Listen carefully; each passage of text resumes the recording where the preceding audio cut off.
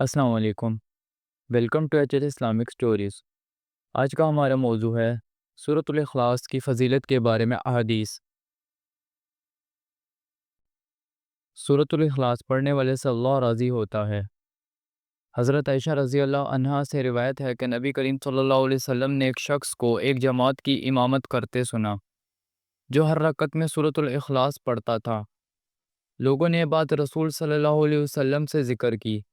آپ صلی اللہ علیہ وسلم نے فرمایا، اس سے پوچھو کہ وہ ایسا کیوں کرتا ہے۔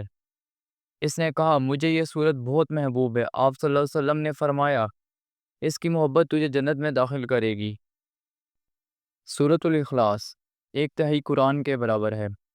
حضرت ابو سعید خدری رضی اللہ عنہ سے روایت ہے کہ رسول صلی اللہ علیہ وسلم نے فرمایا، کیا تم میں سے کوئی شخص ایک رات میں ایک تہائی قرآن پڑھنے کی طاقت رکھتا ہے؟ صحابہ کرام نے عرض کیا، یا رسول اللہ صلی اللہ علیہ وآلہ وسلم، کون ایسا کر سکتا ہے؟ آپ صلی اللہ علیہ وآلہ وسلم نے فرمایا، سورۃ قل هو اللہ احد قرآن کا ایک تہائی ہے۔